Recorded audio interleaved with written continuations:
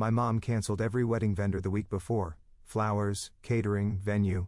She told my fiancé, "My daughter is damaged goods, and you're making the biggest mistake of your life." On our wedding day, 200 guests arrived to an empty lot. But my maid of honor had been planning something for 6 months. What happened next left my mom speechless. My name is Vera Westbrook. I'm 28 years old.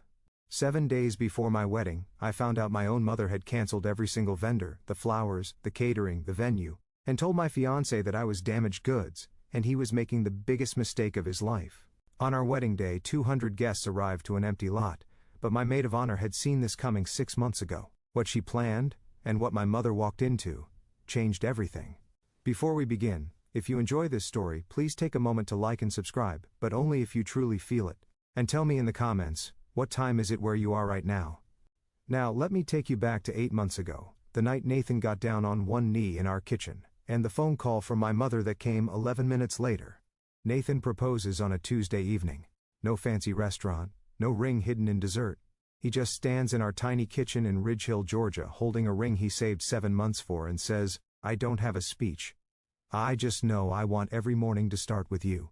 I say yes before he finishes the sentence. We sit on the kitchen floor afterward, my back against the cabinets, his arm around my shoulder, and I keep turning my hand under the light, watching the small diamond catch it. For 11 minutes the world is exactly right.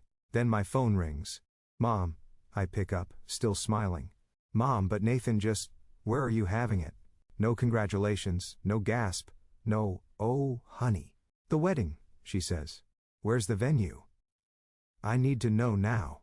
I glance at Nathan. He tilts his head, listening. "We haven't decided anything yet, Mom."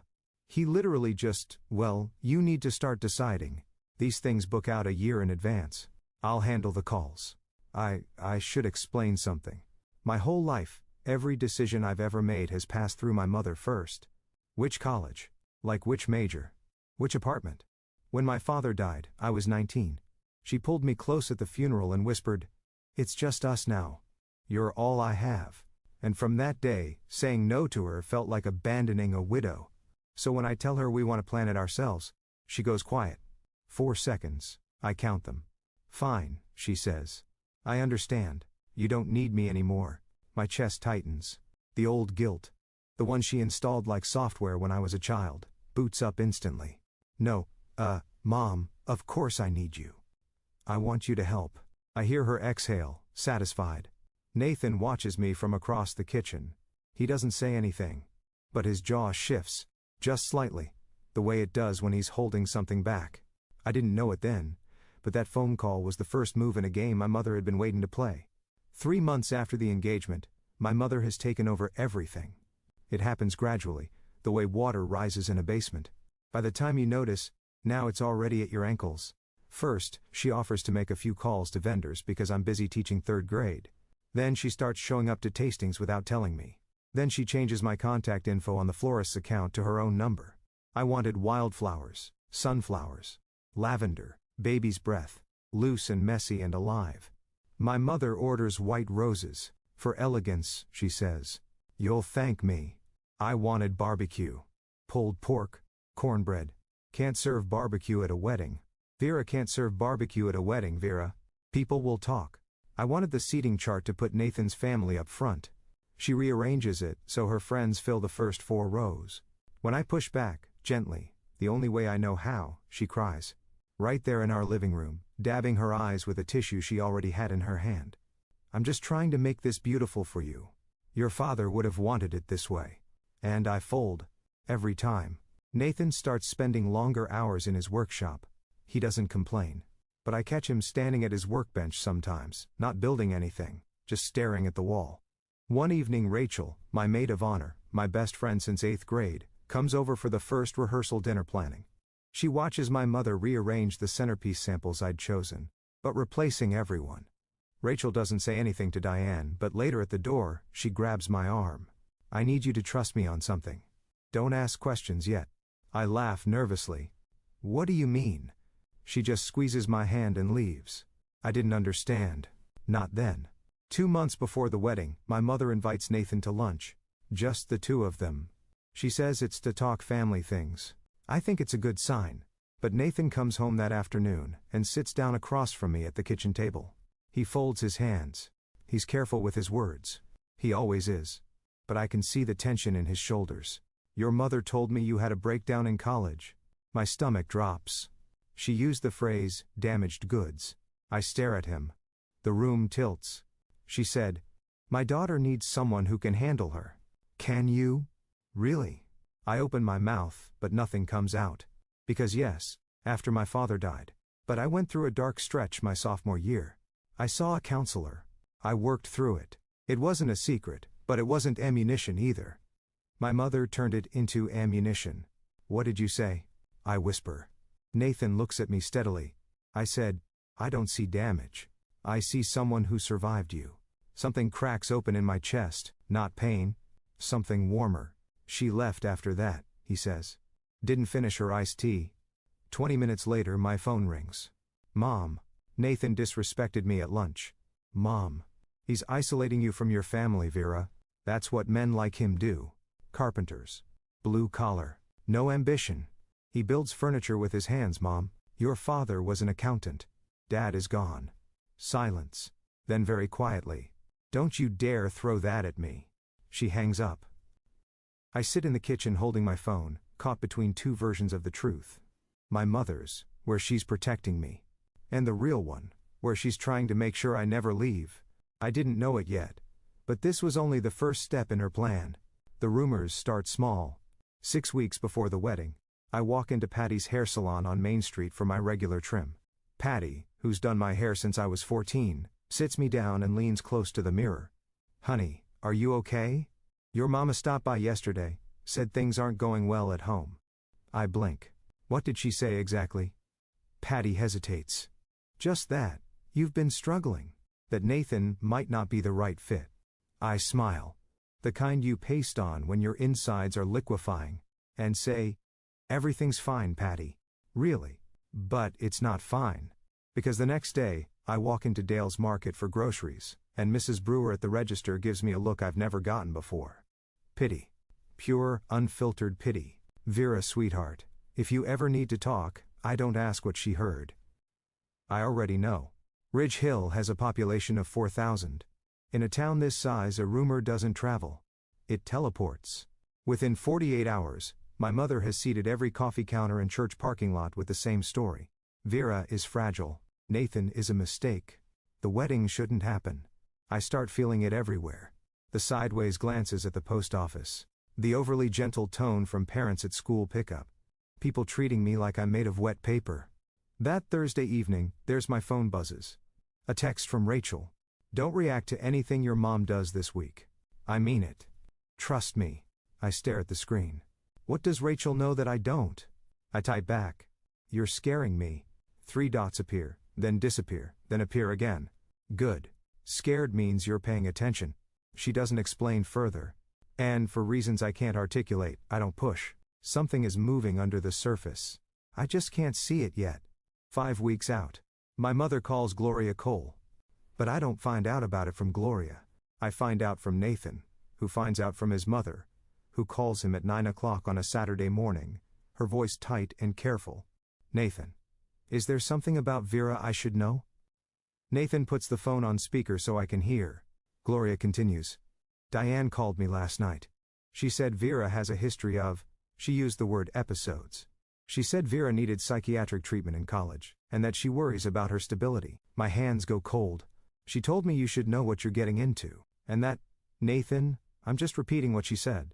She called Vera emotionally volatile. I watch Nathan's face. His expression doesn't change, but a muscle near his temple tightens. Mom, he says. Vera saw a counselor after her dad died. That's it. Diane is twisting it. Gloria pauses. I believe you, honey. But she was very convincing. She cried.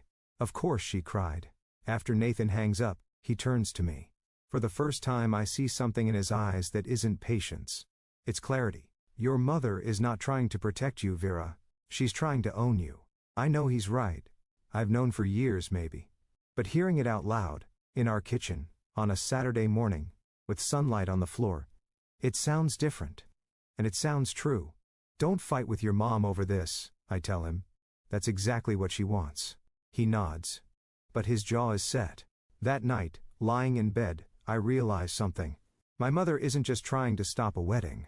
She's trying to dismantle every relationship I have, one phone call at a time. And she's running out of people to call. Here's what nobody tells you about weddings.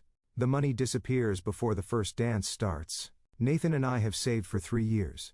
And $18,000, pulled from teacher paychecks and early carpentry commissions, skipped vacations, a used car instead of a new one, every dollar earmarked. Florist, $2,200. Caterer, $4,800. Venue deposit, $3,500. DJ, photographer, rentals, cake. The rest fills in fast. Most of those vendors have a 30-day cancellation policy. We're now inside that window. If the wedding doesn't happen, we lose almost everything. And I sit at the kitchen table one evening with our budget spreadsheet open on my laptop. Nathan's across from me, sanding a chair leg by hand because the noise of the power sander bothers our neighbor's dog. If we had to walk away right now, I say, how much do we lose? He doesn't look up. Most of it. We can't afford to lose most of it. I know. $18,000. 3 years of packing lunch instead of buying it. 3 years of Nathan working weekends. That money was supposed to be our start. A down payment fund, a safety net, a future. And right now, it's sitting in contracts controlled by a woman who thinks my happiness is a threat to hers. I close the laptop. I press my palms against my eyes. If I don't do something, I say, more to myself than to Nathan, I lose the money. I lose face in front of 200 people. I lose your mother's trust. I lower my hands. And I lose myself. Nathan puts down the sandpaper. Ah, you won't lose me, I know. Then we figure it out. I nod. But sitting there, in the quiet of our kitchen, I think, this is the bottom. This is as bad as it gets. I was wrong. 7 days before the wedding. A Monday. I'm grading papers at my desk during lunch when I decide to call the florist. Just a quick confirmation. Routine. The phone rings twice. Magnolia Florals. This is Dawn. Hi Dawn. It's Vera Westbrook. Just checking in on our order for Saturday. A pause. Too long. Ma'am, that order was cancelled 3 days ago. The pencil in my hand stops moving. Excuse me? Your mother called. She said the wedding was off. I hang up. My fingers are shaking, but I dial the caterer. Ms. Westbrook, yes. We received the cancellation Thursday. Your mother said. I hang up again. I call the venue. I'm sorry, Ms. Westbrook. Mrs. Diane Westbrook called and canceled the reservation. She said the family had decided. I don't let her finish. I sit at my desk. It's staring at my phone, and I feel the ground beneath me dissolve. Not crack. Dissolve. Like sand under a wave. I call my mother. She picks up on the first ring, as if she's been waiting. Mom, you canceled my wedding. I canceled a mistake. That was not your decision. Everything about you is my decision, Vera. I grip the edge of my desk. I raised you, she says, her voice flat and even. I fed you. I buried your father alone. This wedding? Yo, it's mine to give or take. Something shifts inside me. Not anger, not yet. Something colder. Something that has been sleeping for 28 years, and just opened its eyes. No, I say. It isn't. I hang up. My hands are still shaking. But my voice? My voice was steady. And that surprises me more than anything my mother just said. The room is very quiet. 22 third graders are at recess, and I'm sitting alone with the wreckage. I don't remember driving home. And I remember the kitchen floor. The cold of the tile through my dress. The way the afternoon light made a rectangle on the wall that moved so slowly it felt like time had thickened.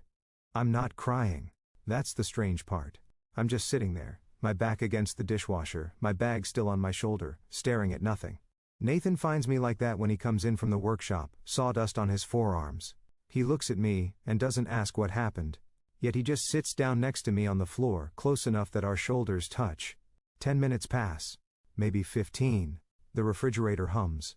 She canceled everything, I say finally. Every vendor. All of them. He doesn't flinch. When? 3 days ago, behind my back. His hand finds mine. His palm is rough and warm. She told me this morning it was hers to give or take, I say. The wedding. Our wedding. She said it belongs to her. Nathan is quiet for a moment. As then, we'll figure this out. 7 days, Nathan. No florist. No caterer. No venue. No money for replacements. I know. My mother wants me to live in a room like a living thing. The first time I've ever said it out loud. Nathan pulls out his phone. I'm calling Rachel. He dials. Rachel picks up. Nathan gives her the short version.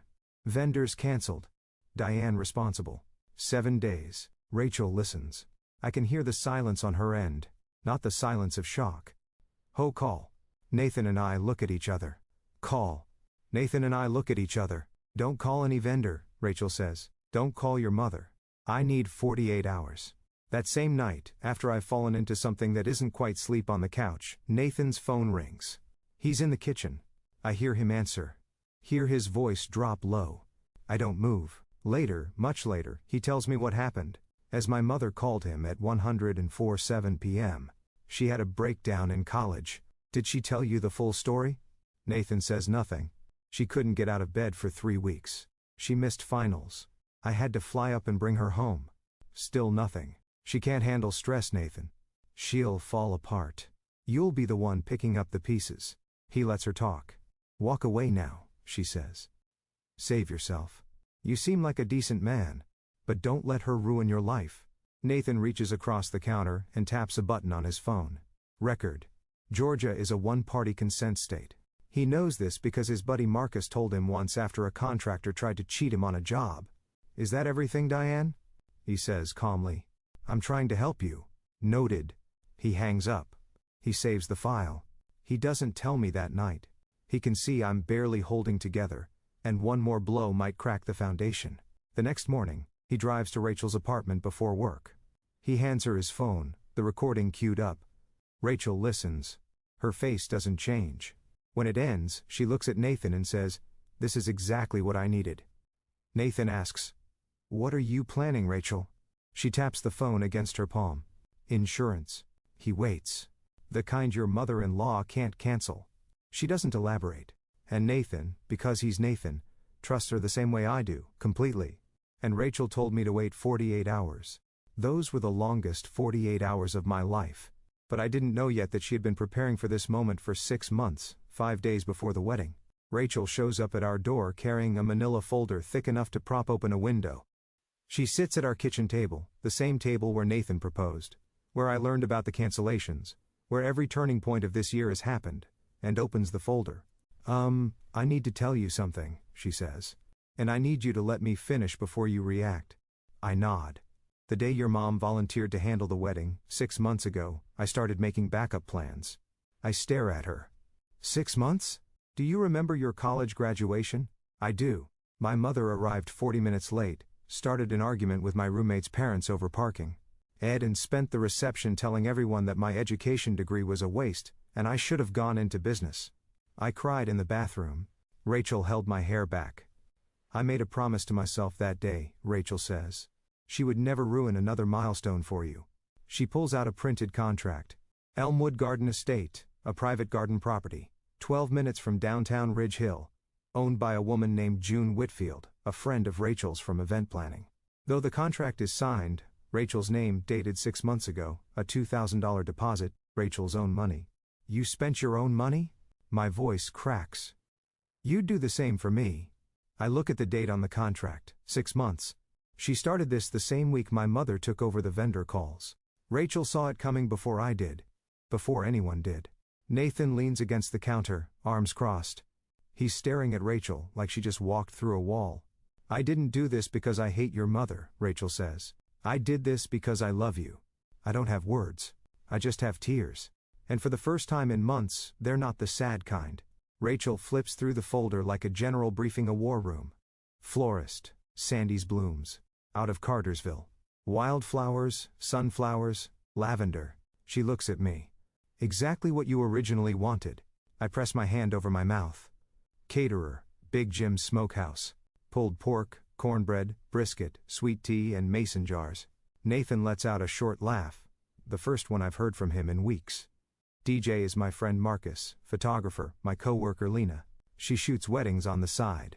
Total backup cost, $6,500. I've covered it. You pay me back whenever. I shake my head. Rachel, that's not negotiable.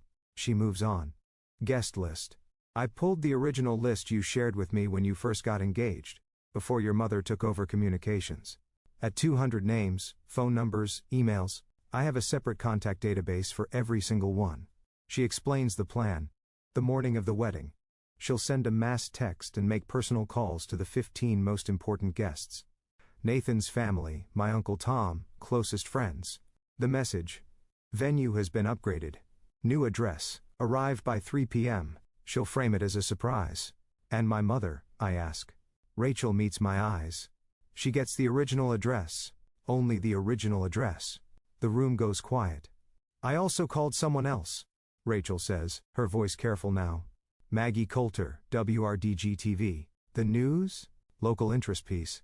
Best friend saves wedding. A community love story. Maggie doesn't know the details about your mom. She just knows it's a feel-good segment. I hesitate. A camera crew feels like a step I can't take back. Rachel reads my face. You don't have to decide now. But Vera, your mother put this on Facebook. She made it public first. This is just the truth catching up. Part of me feels guilty. The other part, the part my mother had been silencing for 28 years, feels something I haven't felt in a long time. Relief. I don't sleep that night. I lie in bed, Nathan breathing slow and steady beside me, and I run the film of my life backward. Every birthday my mother made about herself. The year she announced her hip surgery at my sweet 16. For every achievement, she diminished. Teaching is nice, but it's not a career. Every boyfriend she drove away before Nathan, calling each one not good enough, until I believed I was the problem. And my father. The last thing he ever said to me, 3 days before the heart attack, standing at the kitchen sink in the house I grew up in. Don't let anyone shrink you, Vera, not even me. I didn't understand then. I think I do now. At 6 a.m. I call Rachel. Let's do it. You're sure? I'm sure. Good. I'll activate everything today. I hang up and make one more call. Uncle Tom, my father's younger brother, retired Army, manages a warehouse in the next town over. He's been in my life since birth, but keeps his distance from my mother's orbit. Smart man. Uncle Tom, I need to ask you something. Shoot. Will you walk me down the aisle? The line goes quiet. I hear him clear his throat. When he speaks, his voice is rough. Your daddy would be so proud, Vera. I press the phone to my chest after we hang up. I sit on the edge of the bed and breathe. Here is what I do not do. I do not call my mother. I do not explain. I do not beg. I do not negotiate. For the first time in 28 years, I choose silence. Not the silence of submission. The silence of someone who has finally decided. 4 days until the wedding, and my mother still thinks she's won. I've thought about it a lot since then. Why my mother did what she did. Was it hate? Was it fear? Was it something broken inside her that couldn't stand to see me whole? I still don't have a perfect answer, but I'm curious. If you found out your own mother had canceled your entire wedding, what would you do? Would you confront her? Would you go silent like I did? Would you do something else entirely? Tell me in the comments. I'd really like to know. As now, back to 4 days before the wedding. 4 days before the wedding. A Thursday. I'm standing in the hallway outside my classroom at Ridge Hill Elementary, refilling my water bottle at the fountain when I hear her voice. Not on the phone this time. In person. In my building. I'm here to check on my daughter. I look up. My mother is standing at the end of the hallway, speaking to the front desk volunteer loud enough for every open classroom door to hear. She's been unstable. I'm worried she'll have another episode. Mrs. Patterson, the 5th grade teacher, steps into her doorway. Mr. Gaines, the custodian, freezes mid-sweep. 2 parents waiting for a pickup conference turn to stare. My face goes white. I can feel it drain. Blood leaving like someone pulled a plug. I walk toward her. Steady steps. My sneakers squeak on the linoleum. Mom, this is my workplace. Please. Leave. She pivots to face me. And her expression shifts. Hurt, wounded, trembling chin. Ed, gently but firmly. Ma'am, I'll need to gently but firmly. Ma'am, I'll need to ask you to step outside. My mother looks around the hallway, at the staring faces, the half-open doors, and squares her shoulders. You'll see, she says, walking toward the exit.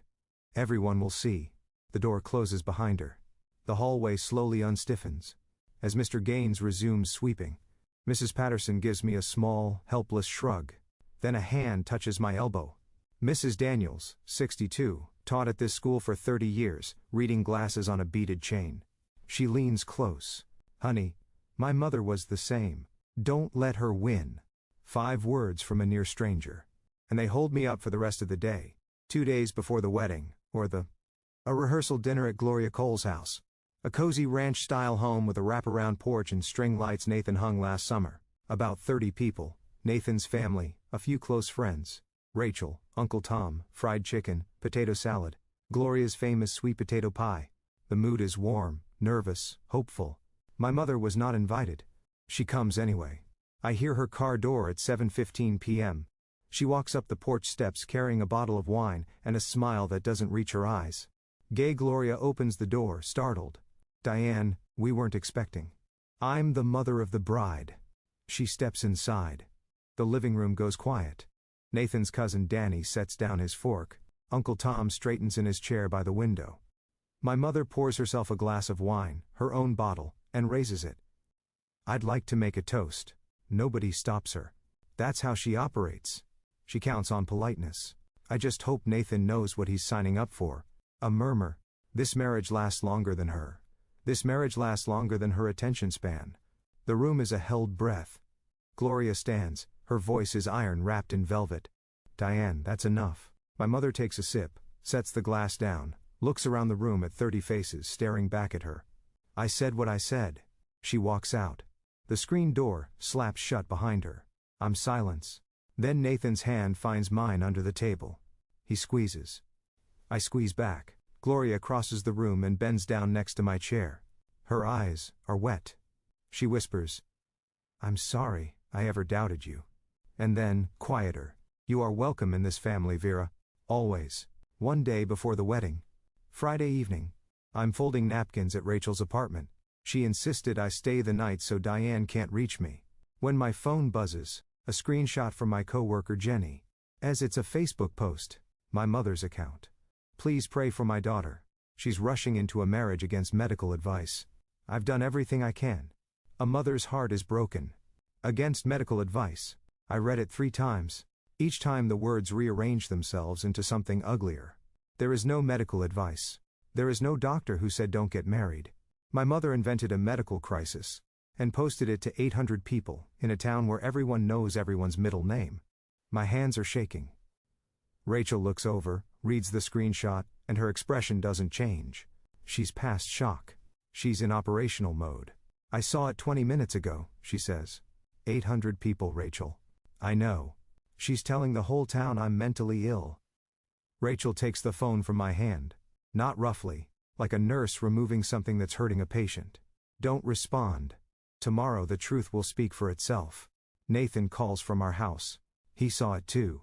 I'll drive over. Stay, I say. I'm okay. I'm with Rachel. You sure? I'm sure. He pauses. No more screens tonight, Vera. I agree. Rachel takes my phone and puts it in a kitchen drawer. She makes chamomile tea. We sit on her couch not talking much, just breathing in the same room. I lie in Rachel's guest bed that night, eyes open, staring at the ceiling fan turning slow circles. Tomorrow will be different. I'm not scared anymore. Something has shifted quietly, like a key turning in a lock. For the first time I can see clearly, more clearly than I've ever seen in my life. Saturday morning, wedding day, 6 a.m. I wake up in Rachel's guest room to the sound of her already on the phone. Yes ma'am. Venue upgrade. Surprise for the bride and groom. A new address is Elmwood Garden Estate, 412 Whitfield Lane. Arrive by 3 p.m. Don't go to the original address. She's pacing her living room in sweatpants and a headset, a printed spreadsheet in her hand with 200 names. Each one highlighted in yellow, green, or red. Yellow. Mass text sent. Green. Confirmed. Red. Needs a personal call. By 8 a.m., she's made 15 calls. Gloria Cole. Confirmed. Uncle Tom. Confirmed. Nathan's cousin Danny. His aunt, Margaret. The Hendersons from next door. My coworker, Jenny. Mrs. Daniels. Confirmed. Confirmed. Confirmed. By 10 a.m., 197 out of 200 guests have confirmed the new location. 3 can't attend. One has a sick child. 2 are traveling. None are related to my mother's sabotage. One person is not on the contact list at all. Diane Westbrook receives no text, no call, no new address. As far as she knows, the wedding is at the original venue. The one she canceled. Ah, the empty lot. At noon, I put on my dress in Rachel's bedroom. It's simple. Ivory, tea-length, lace sleeves. I bought it at a consignment shop in Atlanta. $60. My mother called it second-hand embarrassment. I call it mine. Uncle Tom arrives at 1:30 p.m.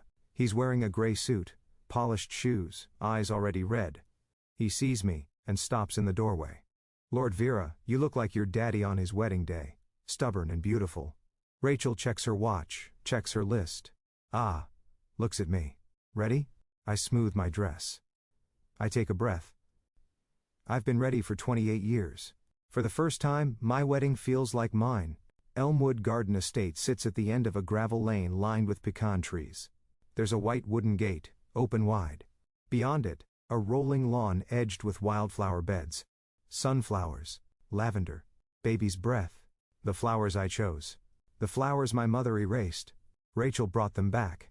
Fairy lights are strung between 2 ancient live oaks. They're swaying just enough to make the light shimmer. Wooden chairs line a center aisle.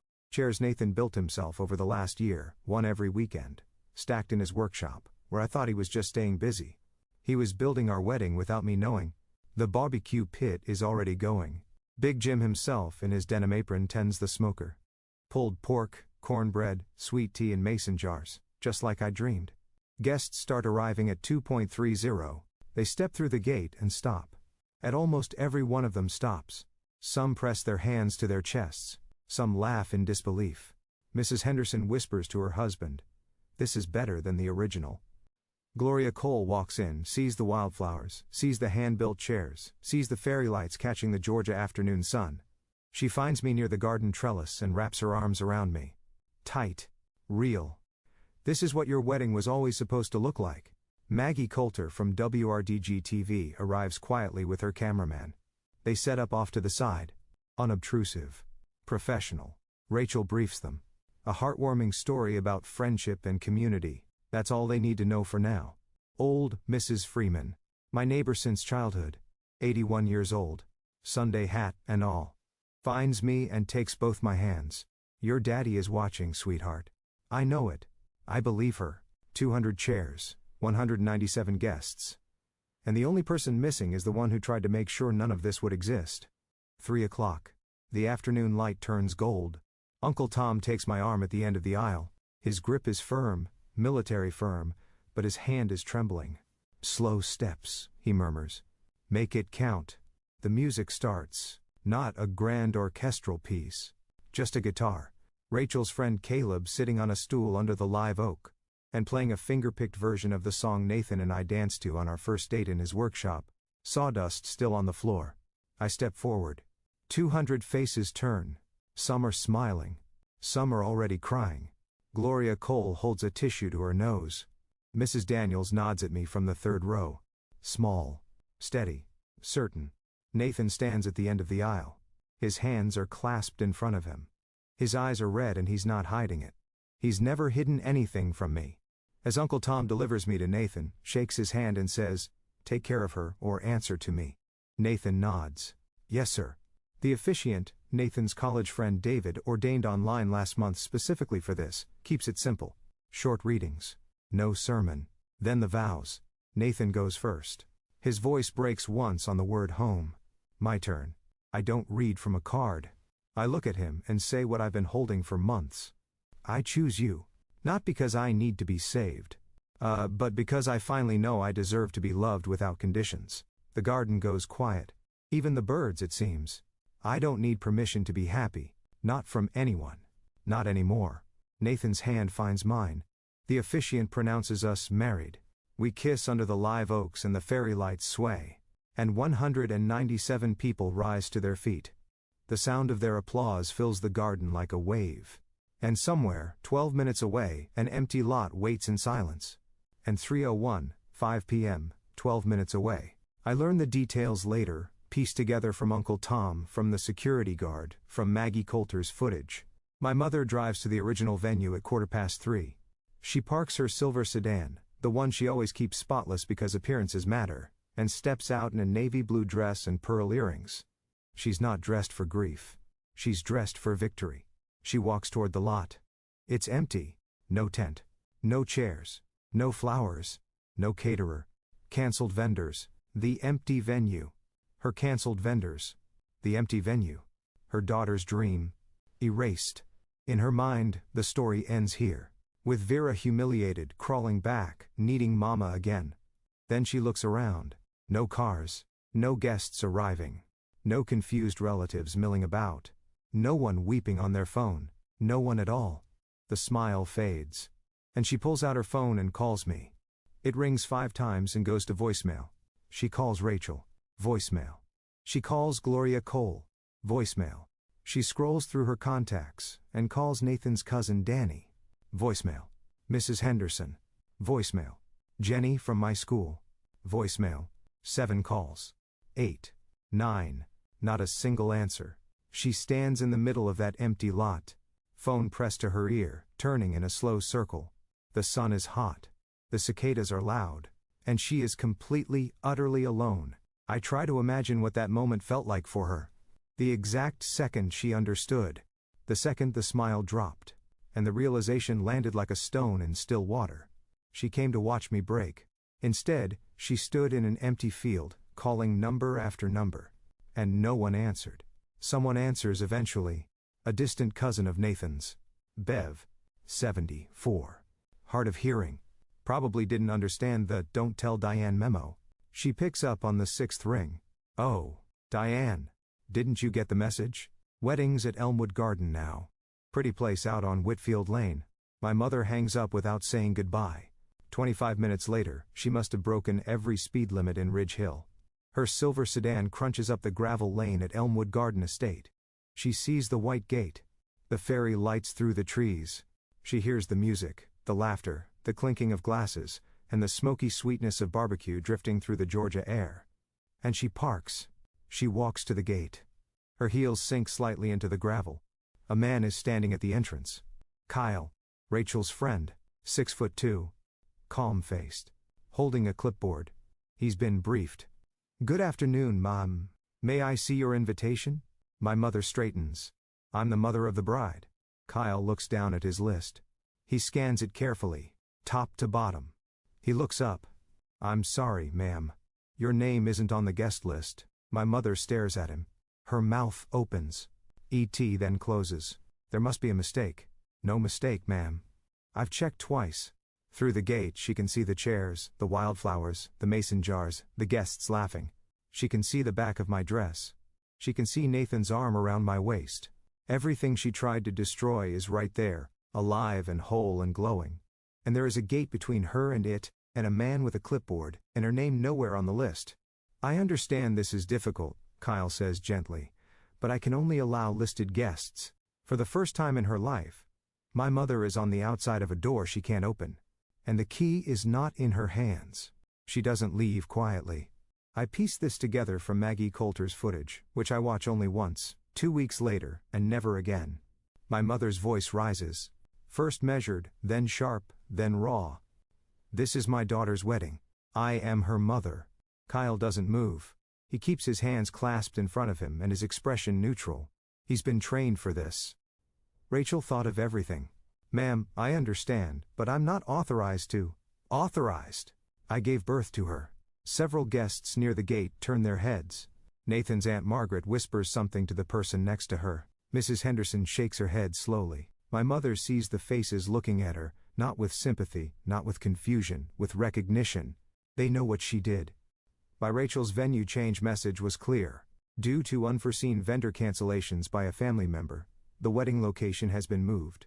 Everyone knows who that family member is. Then my mother sees the camera. Maggie Coulter and her cameraman have moved toward the gate, not aggressively, just doing their job. The red light is on. My mother freezes. The tears. The ones she can summon on command. Stop.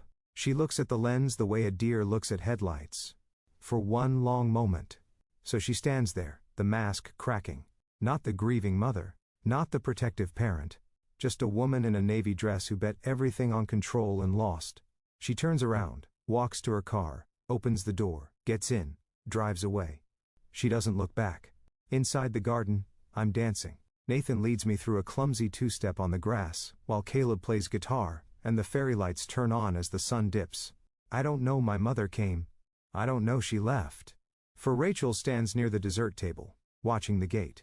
She sees the silver sedan disappear down the gravel road. She picks up her glass of sweet tea, takes a sip, and walks back to the dance floor. No triumph. No gloating. Just peace.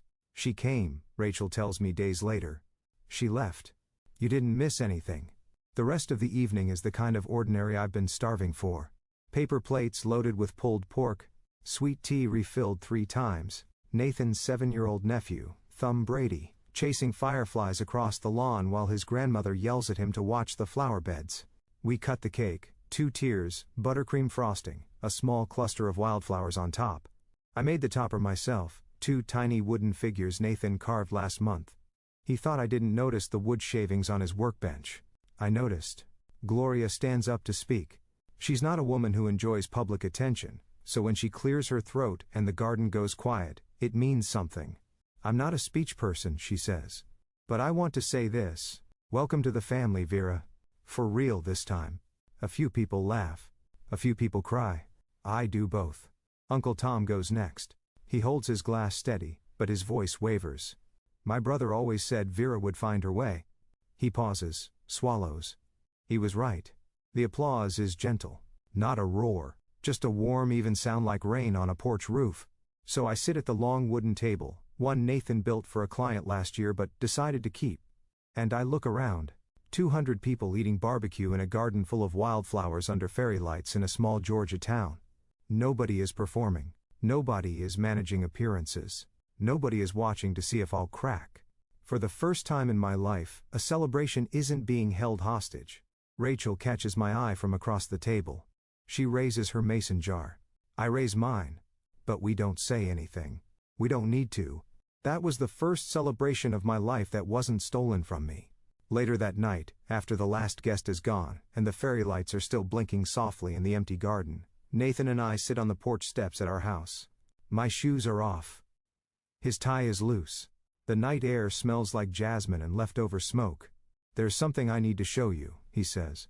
He pulls out his phone and opens an audio file. Dated 6 days ago, 10:47 p.m. I didn't play this for you before because you were already breaking. He presses play. My mother's voice fills the dark porch. She had a breakdown in college. Did she tell you the full story? I listen. She can't handle stress. She'll fall apart. I keep listening. Walk away now. Save yourself. The recording ends. The cicadas take over. I sit with it. My mother's voice. The one that sang me to sleep. The one that read me stories. The one that told me I was too fragile. Too broken. Too damaged for anyone to love. Hanging in the warm night air. I'm not damaged, I say. I never was. Nathan doesn't argue.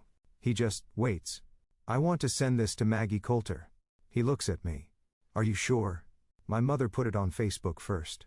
She told 800 people I was mentally ill. She told the whole town my marriage was a mistake. I fold my hands. I'm not putting her on blast. Oh, I'm just letting people hear her real voice. Okay. And the vendor cancellations, the emails, the voicemails where she pretended to be me. Rachel has all of those. Nathan nods. This isn't revenge, I say. As much to myself as to him, this is just the truth. Without her editing it, he puts his arm around me. The porch light flickers. Somewhere down the road a dog barks twice and stops. I'm not doing this to hurt her. I am doing this so she can never rewrite the story. The next morning, Sunday, I sit at the kitchen table with a blank sheet of paper and a pen. Not an email. Not a text. A letter. Handwritten. Because some things should cost effort, I write 3 drafts before I get it right. The first is too angry. The second is too kind. The third is honest. Mom, I love you. I need you to know that first. Because the rest of this letter will be hard to read. You canceled my wedding. You told my fiancé I was damaged goods. You told the town I was mentally ill. You told his mother I was unstable.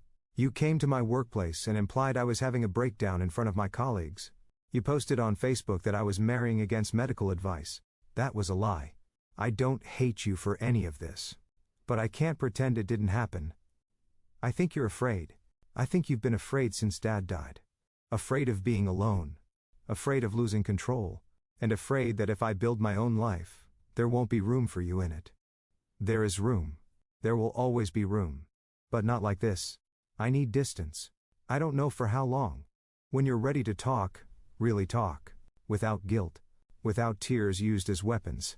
Without trying to control the conversation. I'll be here. But the door opens from my side now. Not yours. I love you, Mom. But love without boundaries isn't love. It's captivity. Vera. I fold the letter. I put it in an envelope. And I write Diane Westbrook on the front.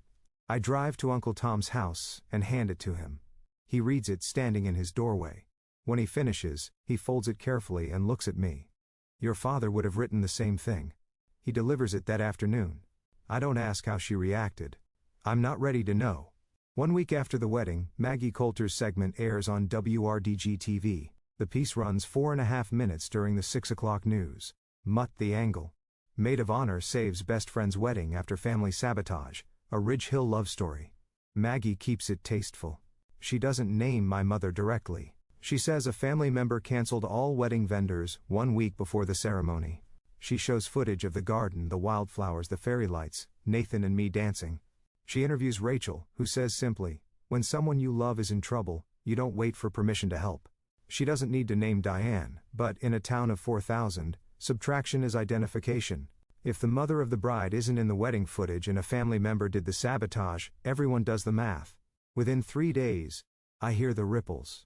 Diane's post, the one about medical advice, gets screenshots shared across half the town before she can delete it. By the time she does, it's too late. People are placing it side by side with Maggie's report. At the Ridge Hill Women's Auxiliary, where Diane has held a board seat for 6 years, sends her a polite email. We think it's best if you take a leave of absence while things settle down. At Patty's hair salon, Patty herself tells Diane during her appointment, Diane, I heard what happened. I think you should talk to someone, a professional. Neighbors stop waving from their driveways. Invitations to Sunday potlucks stop arriving. The phone calls taper off. This my mother's currency in Ridge Hill was always reputation. The devoted widow, the sacrificing mother, the woman who held it all together. That currency is now worthless. A woman on the town's Facebook group writes what everyone is thinking. I always thought Diane was a devoted mother. Turns out devoted and controlling look the same from the outside. I hear about the next part from Uncle Tom, who checks on my mother because, despite everything, she's still his late brother's wife. And Tom is the kind of man who doesn't abandon people even when they've earned it. Diane calls him on a Wednesday night, 2 weeks after the wedding. She's crying. They turned my daughter against me. Tom doesn't sugarcoat it. Nobody turned her, Diane. You pushed her. She's my child. I have a right. You have a right to love her. You don't have a right to own her. She hangs up on him, calls back 20 minutes later, calmer, trying a different angle. Diane Rachel manipulated the whole thing. She poisoned Vera against me. Rachel saved a wedding you tried to destroy. Silence. Tom tells me she calls a few of her old friends from the women's auxiliary. She tells them she's been pushed out by her daughter, and her daughter's controlling best friend. The narrative is familiar. Diane, the victim. Diane, the misunderstood martyr. But this time, nobody buys it. Everyone saw the Facebook post. Everyone watched Maggie's report. Us need help.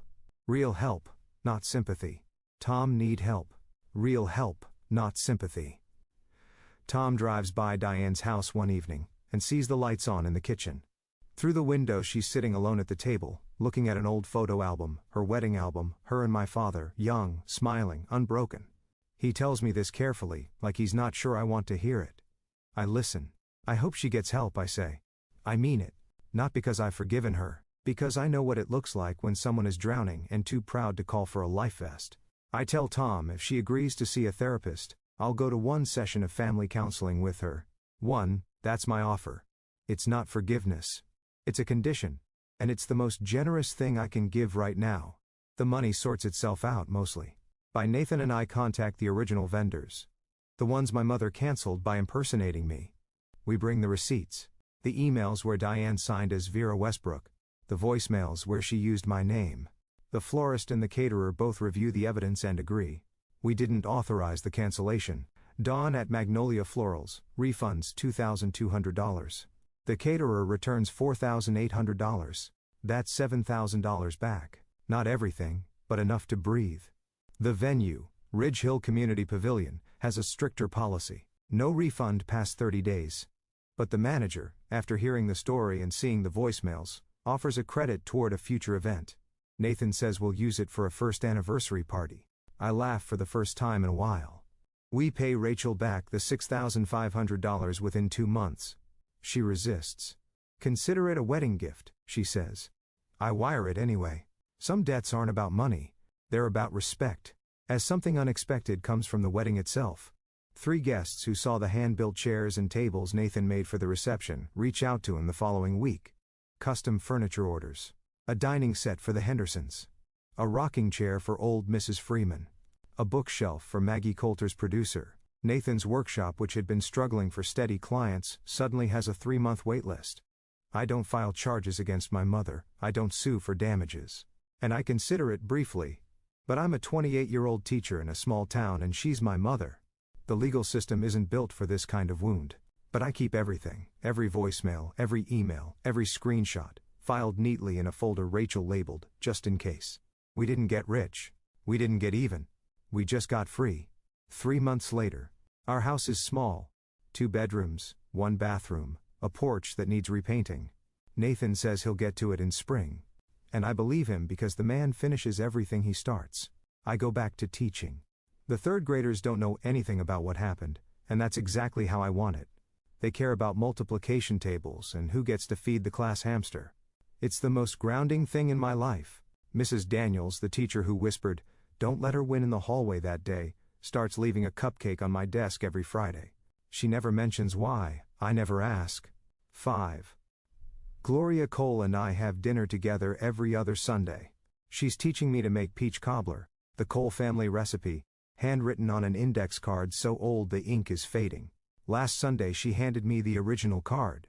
"It's yours now," she said. Family recipe goes to family. I taped it inside our kitchen cabinet, next to a photo of Nathan and me at Elmwood. I haven't spoken to my mother directly. Uncle Tom is the bridge. He tells me she started seeing a therapist, went twice, quit. I went back, quit again, then went back a 3rd time. She's trying, Tom says on the phone one evening. Slowly. Slowly is fine, I tell him. I'm not going anywhere. I mean it. The door I described in my letter, the one that opens from my side, is still there. I check on it sometimes in my mind. The way you check on a plant you're not sure will survive the winter. I don't need my mother to be perfect. I just need her to stop pretending I'm broken. That's the minimum. And for the first time I'm not afraid to hold it. I want to say something to you directly, not as a character in a story. As me. Vera. I didn't tell you all of this so you'd hate my mother. She's a woman in pain. She lost her husband too young, and she never learned the difference between holding on and holding hostage. Her fear is real.